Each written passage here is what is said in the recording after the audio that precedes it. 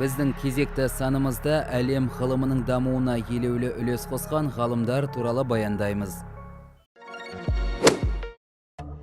Қазіргі кездегі ғылымның нақты отаны ежелгі Грекия болып табылады. Ғылымның іргетасы математика мен астрономияны, механика мен оптиканы, биология мен медицинаны гректер қалаған. Грек астрономдары мен математиктері тұңғыш рет ғылыми болжам мен дедуктивтік дәлелдеуді қолданған. Сол ғалымдардың бірі Архимед. Архимед ежелгі Грекияның ұлы ғалымы, математика, механика. Ол Сицилия аралындағы Сиракуз қаласында дүниеге келіп, сонда өмір сүрген. Архимед астроном Фидийдің баласы деген жорамал бар. Архимед сол замандағы ірі мәдениет орталығы Мысырды аралап, Александриялық ғалымдардан, солардың ішінде Конан мен Эратосфеннен білім алған. Оның математикалық еңбектері өз заманнан озық болған. Бұл еңбектері дифференциялық және интегралдық есептеу ашылғанда дұрыс бағаланған. Архимедтің көптеген математикалық еңбектерінің ішінен қисық сызықтардың ұзындықтарын, әртүрлі фигуралар мен денелердің көлемін және беттердің ауданын есептеу ерекше орын алды. Архимед рычаг заңын, суда өлшеу арқылы қорытпаның құрамын анықтау тәсілін тапқан. Өз атымен аталған гидростатика заңын ашқан. Жер суаратын механизмдерді, жүк көтеретін рычаг жүйелері мен блоктарды, тасататын, қамал бұзатын соғыс қондырғыларын, тағы да басқаларды ойлап шығарған. Архимед тіреу нүктесін берсеңдер, жерді де төңкеріп тастаймын деп айтқан екен. Архимед шығармаларының көпшілігі сақталмаған, ал оның Эратосфенге жолданған хаты 1906 жылы ғана табылған. 9-11 ғасырларда Архимедтің еңбектері араб тіліне, ал 13 ғасырда ол араб тілінен латын тіліне аударылып, батыс Еуропа елдеріне тарай бастаған. 1823 жылы Архимедтің шар мен цилиндр және дөңгелекті өлшеу және леммалар атты 2 кітабы орыс тіліне аударылған. Көптеген сарапшылар ең атақты өнертапқыш ретінде ежелгі грек ғалымы Архимедті атайды. Расымен де біздің дәуірімізге дейінгі 200 жылдары ғұмыр кешкен бұл ойшылдың адамзат игілігіне қосқан үлесі өлшеусіз. Бүгінгі таңда әлем елдеріндегі барлық мектептер мен өзге де оқу орындарындағы шәкірттер Архимедтің еңбегіне сеніп, математика амалдарын үйренеді. Оның бұл саладан бөлек бірнеше пайдалы машиналарды ойлап тапқан, біреу білсе, біреу біле бермейді. Мәселен, Архимед жау шебін бұзатын соғыс құралын өмірге әкелген. Біздің дәуірімізге дейінгі 212 жылы римдіктер Сиракуз қаласын қоршауға алған кезде осы қару қолданылған екен. Бұрын соңды мұндай күшті қаруды көрмеген римдіктер қаланы шабуылдап ала алмайтындарын түсініп, оны тек сырттай торуылдауға көшеді. Осы кезде қорғаныстағы Сиракуз қаласының әскері Архимедтің бұйрығымен айнаны және жылтыраған қалқандарды күн сәулесіне шағылстырып, Рим жасағының біраз бөлігін отқа ораған көрінеді. Бірақ кейінірек қала ішіндегілердің арасынан сатқындар шығып, римдіктер оны жаулап алады және өздеріне көресіні көрсеткен ұлы ойшылды өлім жазасына кеседі. Вильгельм Конрад Рентген. Неміс физигі Рентген 1845 жылы Ленепте туылған, 1868 жылы Цюрих политехникумын бітіреді.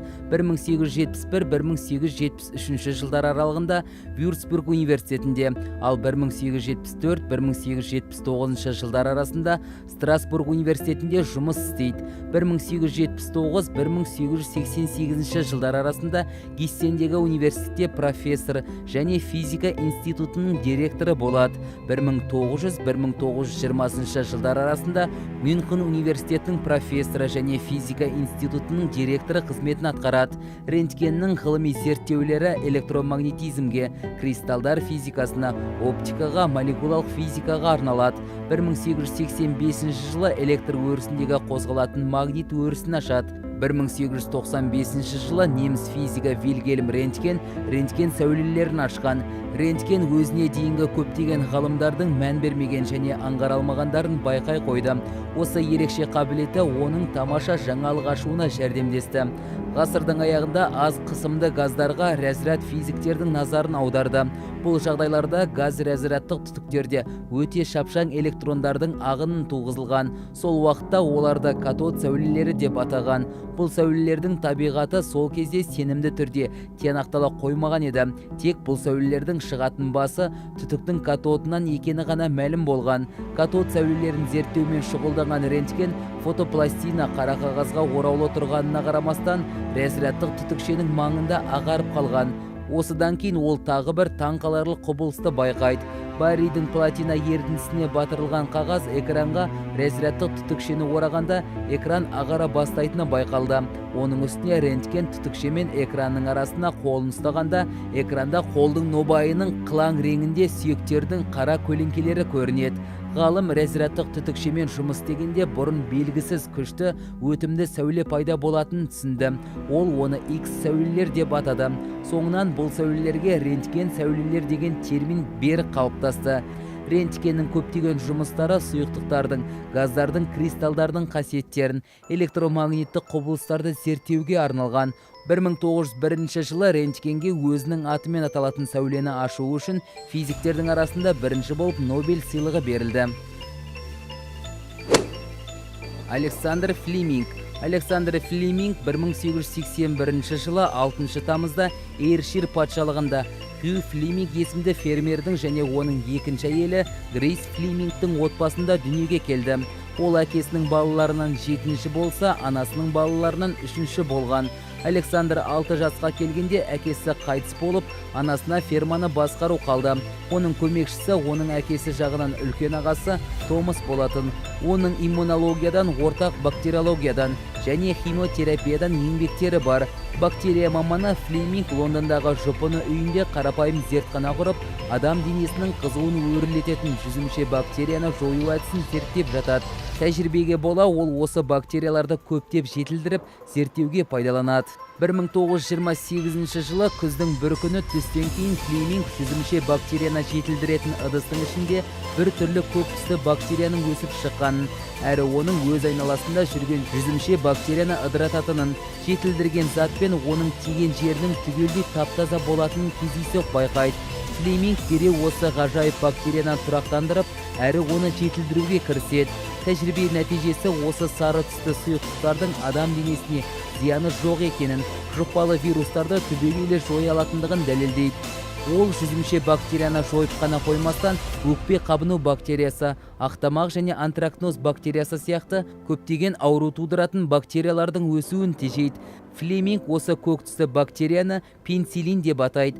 Флеминг биохимияда хабарсыз болғандықтан пенициллинді жетілдіргеннің орнына бөліп ала алмайды. Флемингтің екі әріптесі Флори және Джен бұл дәріні бөліп алуда оған үлкен көмек жасайды. Олар химиядағы жаңа бір техника, бөлінген қабаттарға анализ жасау әдісімен таза пенициллинді бөліп алып, зор табысқа жетеді.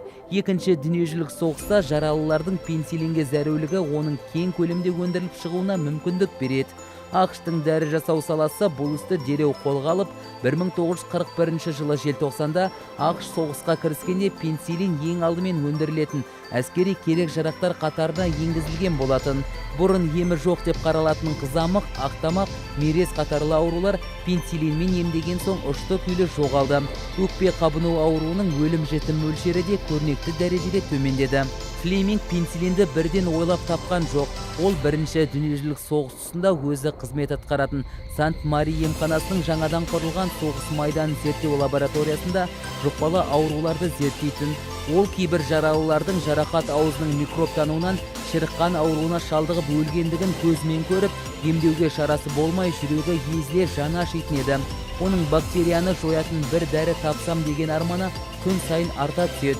1922 жылы Флеминг майданнан қайтып, Сант-Мари емханасына келген бірнеше жылдан соң қызметте табысқа жетеді. Бұл табыстары да ойламаған жерден қолға келді. Дайындықпен жүрген ол бұл табыстарын таң қалдырарлық тапқырлыққа айналдыра білді. Ол тұмауратып жүргенде мұрнының суы абайсызда бактерия жетілдіру ыдысына тамып кетеді. Нәтижесінде жетілдіру ыдысындағы бактериялардың ыдырап кеткенін байқайды. Сонымен Флеминг көз жасы, сілекей сияқты сұйықтықтармен тәжірибе жасап, бірдей нәтижеге ие болады. 1945 жылы соғыстың аяқталуы қарсаңында Флеминг, Флори және Джен үшеуі бірге медицинадан Нобель сыйлығын еншіледі.